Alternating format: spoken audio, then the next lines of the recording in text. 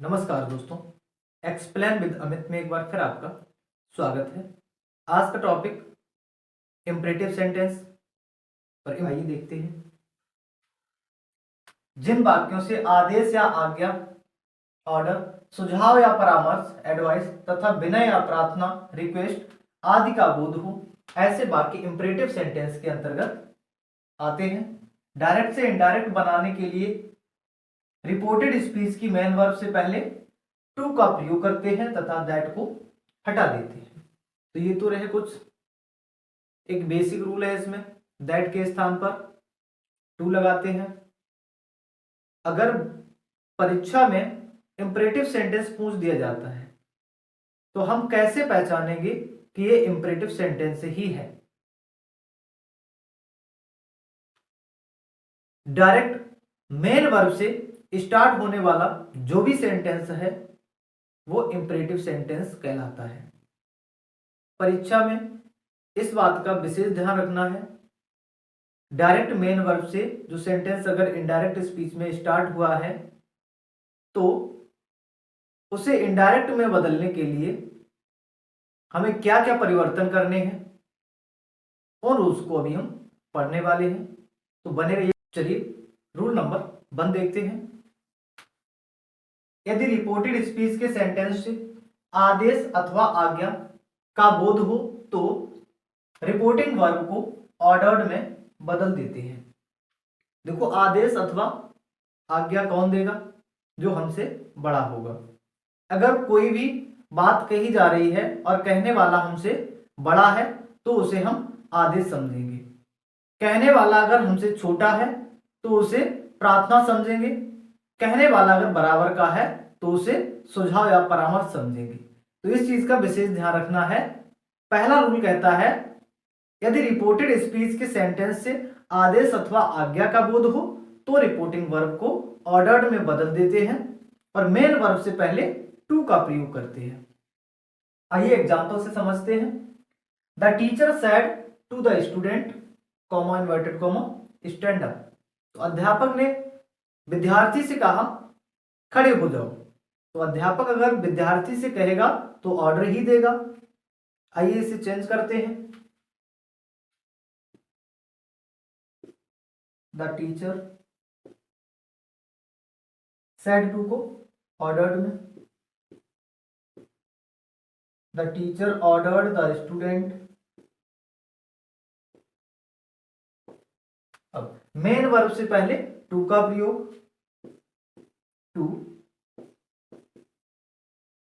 Stand up. The teacher ordered the student to stand up.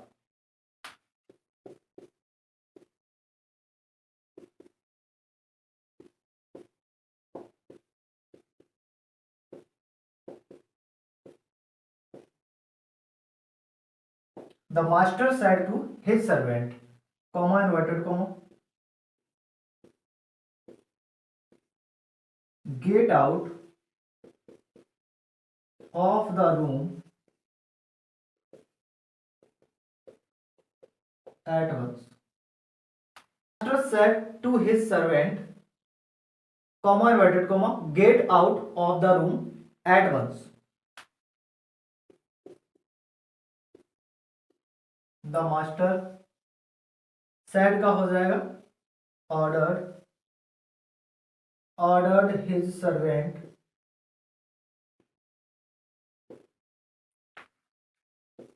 Main verb से पहले to, get out of the room at once. The master ordered his servant to get out of the room at once. Rule number 2, चलिए देखते हैं। यदि reported speech के sentence से सुझाव अथवा परामर्श का बोध हो तो रिपोर्टिंग वर्ब को एडवाइज्ड में बदल देते हैं। जैसे Ashok said to his friend, comma inverted comma, work hard these days. इसे इनडायरेक्ट में बदलेंगे। अशोक सैड टू को एडवाइज्ड में बदल देंगे, advised his friend to work hard these का those days. Ashok advised his friend to work hard those days. Example number 2,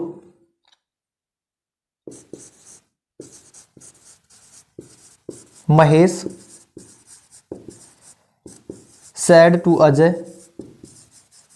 comma inverted comma, respect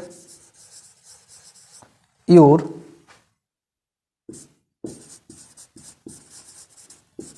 teachers and elders। Mahesh said to Ajay, respect your teachers and elders। Mahesh advised Ajay to respect, your second person का अजय से change होगा, his आ जाएगा, his teachers and elders. Mahesh advised Ajay to respect his teachers and elders. तो देखो इन दोनों sentences में हमें सुझाव दिया गया है। जैसे अशोक ने अपने मित्र से कहा वर्क हार्ड दीज डेज, इन दिनों कठिन परिश्रम करो।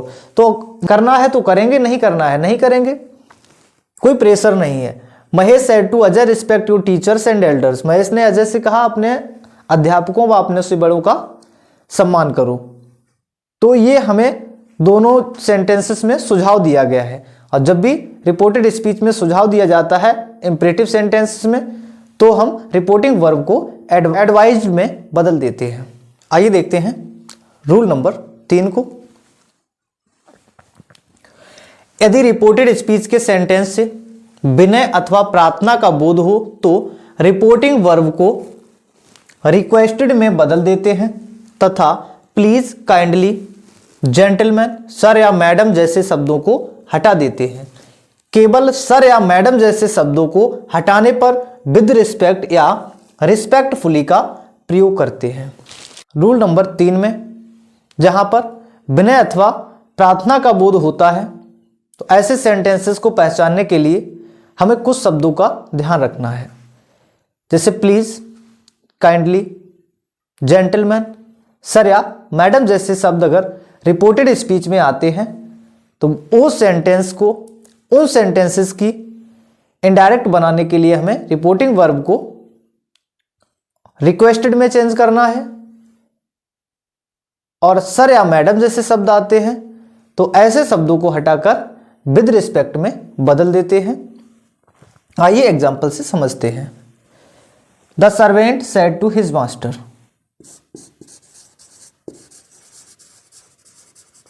The servant requested his master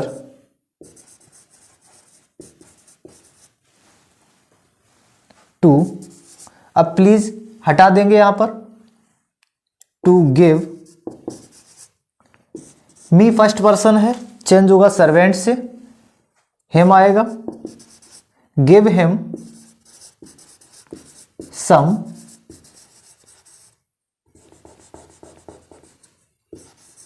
money. The servant requested his master to give him some money। Example number 2, he said to the teacher, comma inverted comma, sir, solve this question। He said to the teacher, comma inverted comma, sir, solve this question। चलिए इसे भी बनाते हैं। He requested the teacher, अब sir या madam जैसे शब्दों को हटाएंगे तो विद रिस्पेक्ट या फिर respectfully, with respect to solve this का that question. He requested the teacher with respect to solve that question. I hope आपको वीडियो समझ में आया होगा और आप समझ गए होंगे कि इंपरेटिव सेंटेंस की इनडायरेक्ट स्पीच कैसे बनाते हैं। अगर अभी भी आपका कोई डाउट है तो उसे कमेंट बॉक्स में ज़रूर लिखिएगा। मिलते हैं अगले वीडियो में, तब तक के लिए जय हिंद।